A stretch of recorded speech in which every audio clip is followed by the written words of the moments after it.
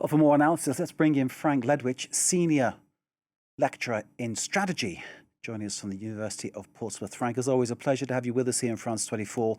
An 11-hour-long drone and missile attack on Kyiv. What is the Russian strategy behind this?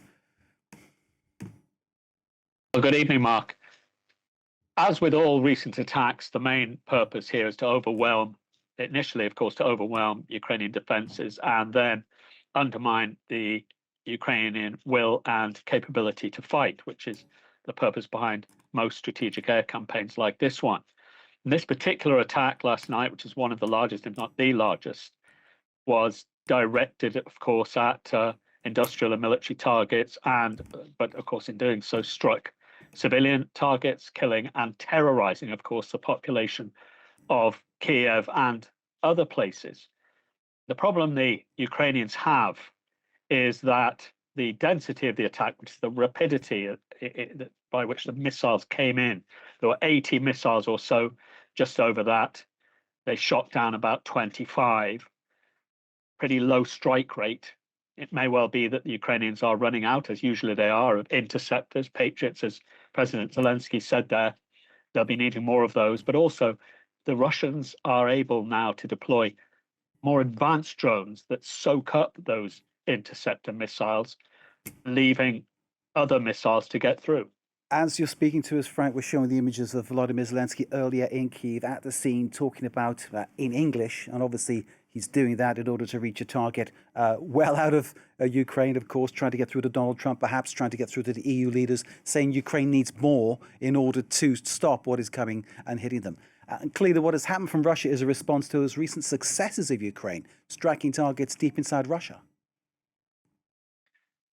That's right. Ukraine has been having success, and particularly surprising is the degree to which the Ukrainians can penetrate Russian air defenses. And of course, they exploit the size of Russia. Ukraine suffers, or at least Kiev suffers, from being one single target that's attacked constantly. Now, of course, they can defend that by virtue of being a concentrated target in a way that the Russians can't, the country being so big. But yes, they've been having plenty of success with that. The trouble is that Russia is huge. It's got a very big and resilient economy, to put it mildly. It's the world's largest country.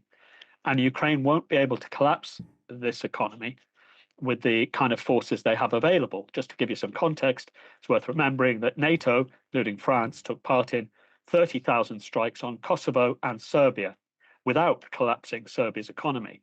Russia, of course, is dozens, if not hundreds of times bigger. Nonetheless, as your reporter said before, they are having significant effects on fuel supplies and other energy infrastructure in Russia. So in terms of Ukraine's allies, what should those allies do now? We're talking about the EU, we're talking maybe perhaps even if Trump's watching what happens and decides to have a change of heart, the United States. What should the allies do now? What can Ukraine hope from them?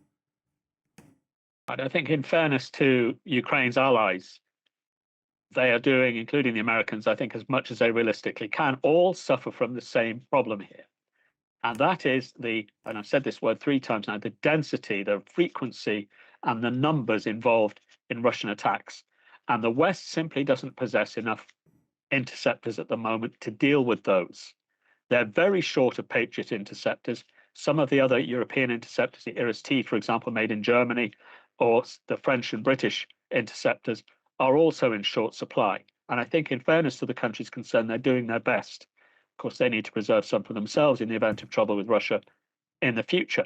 There's another issue as well, is that Russia is deploying more advanced drones. We have the missiles, but we've also got the slower guided missiles, which are called drones. Now, they're getting faster and more sophisticated. So they're soaking up other Ukrainian air defense assets as well. Is there a sense? The question directly sorry, Frank, continue. I didn't mean to cut across you. Do continue, please. Do continue.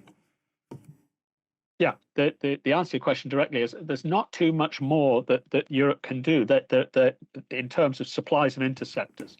Those supplies are coming, I think, as fast as the Europeans can get hold of them from the United States. And of course, we have had use of very great numbers of interceptors in the Middle East, just causing problems for Americans' allies in that region and the US itself.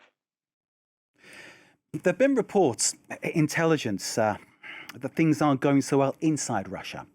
Now, we don't know what to believe, I suppose, in the sense of how things are coming out because of the way information is blocked. But is perhaps what we're seeing now some kind of Putin's last stand, do you think? I've been hearing about that for 4.5 years, and we can put that aside. But what we can say is that Putin's beginning to admit that there are problems, and that's the first time this has happened. Within Russia, he's admitting it to his own audience, and we're also seeing it within the circles, the advisory circles, let's say, then perhaps the more radical ones, that the time is coming for Russia not to back off, but to accelerate, and not only to accelerate its attacks, but to escalate. Now, what form that escalation takes, we don't know, but that seems to be the rhetoric in Russia at the moment.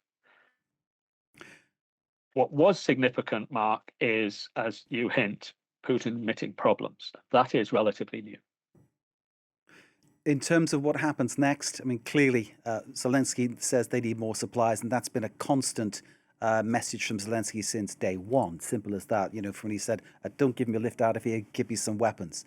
His great Ukrainian speech, "Yatut, I'm here." He's going nowhere, and he's stayed there. And he's been consistent in what he's been calling for. I'm wondering where it goes though from here, because if Putin is feeling cornered and he's threatened the nuclear option before, is that something that could happen? We're a long way from that, and there's a lot of rungs on the escalatory ladder before nuclear weapons, not least what's called vertical escalation, which would be things like striking bridges across the Dnipro, a more intense campaign against transport assets in Ukraine, including passenger trains, by the way, have started.